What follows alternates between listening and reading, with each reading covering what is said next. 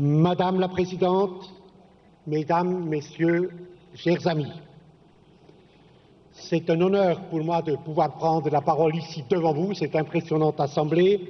Je voulais remercier Madame Rachavi, Madame la Présidente du CNRI, de faire honneur à notre ville, honneur à notre République par sa visite. C'est pour la population.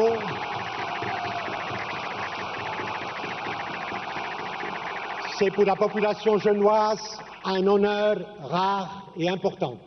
Et nous sommes remplis de gratitude. Vous savez que l'indifférence, l'indolence, l'hypocrisie des Nations Unies me rend malade, comme beaucoup d'entre vous. Depuis près de 15 ans maintenant, je fais partie des procédures spéciales du Conseil des droits de l'homme dans différentes fonctions.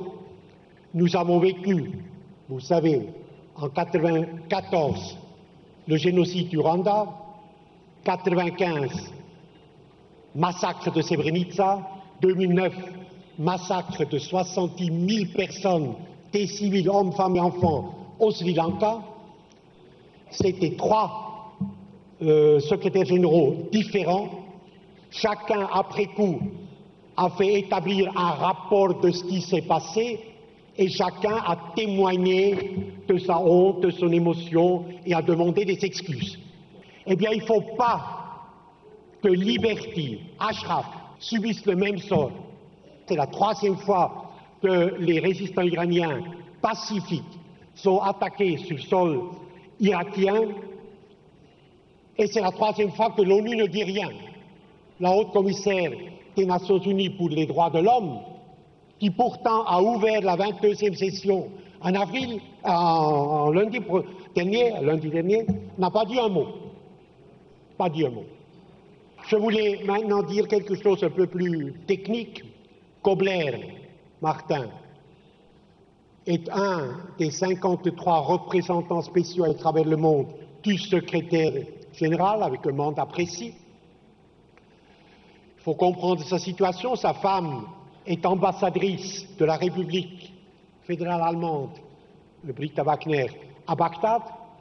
Il est évident que quand vous êtes ambassadeur dans un pays, n'importe quel pays ou n'importe quel pays représenté ou accrédité, vous devez avoir les meilleurs rapports possibles avec le gouvernement local.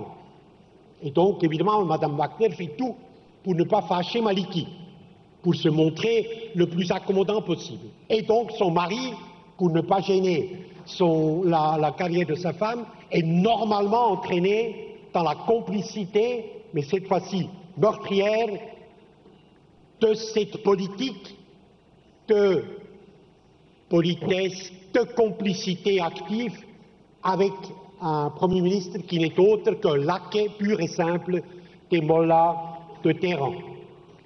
Je pense qu'il vaut la peine, juridiquement, et vraiment je parle là comme juriste, il vaut la peine d'examiner en quoi M. Kobler peut être inculpé pour complicité de crimes contre l'humanité. C'est une procédure. La Convention de 1951 des Nations Unies sur les réfugiés reconnaît comme requérants, ou plus tard comme réfugiés, ceux qui sont, trois catégories seulement, ceux qui sont persécutés pour des raisons religieuses, persécutés pour des raisons ethniques ou persécutés pour leurs opinions politiques. C'est évidemment le cas des démocrates à Ashraf et à Liberty. C'est parce que politiquement, par leurs convictions, leurs analyses, le combat de toute leur vie, ils sont à l'opposé radical d'une dictature cléricale obscurantiste. La protection des requérants d'asile est écrite dans la Convention 51. Donc tous, nous avons intérêt à ce que les Nations Unies vivent, soient crédibles, fassent leur travail. Nous avons tous intérêt.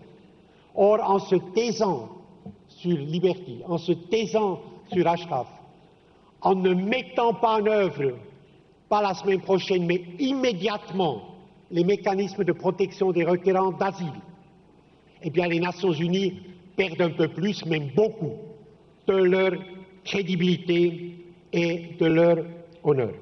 adressé à la communauté internationale.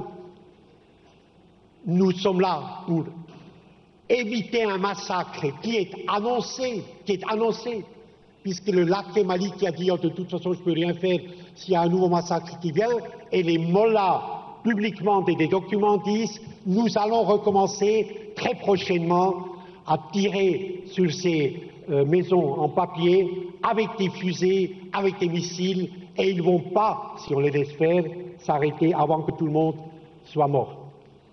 Il s'agit d'empêcher ça. Ma remarque personnelle est une remarque de gratitude profonde et d'admiration pour les résistantes et résistants iraniens sur le sol irakien. Ils sont les dépositaires de la dignité de l'humanité tout entière. Il faut qu'ils vivent pour conduire demain la révolution victorieuse en Iran. Je vous remercie.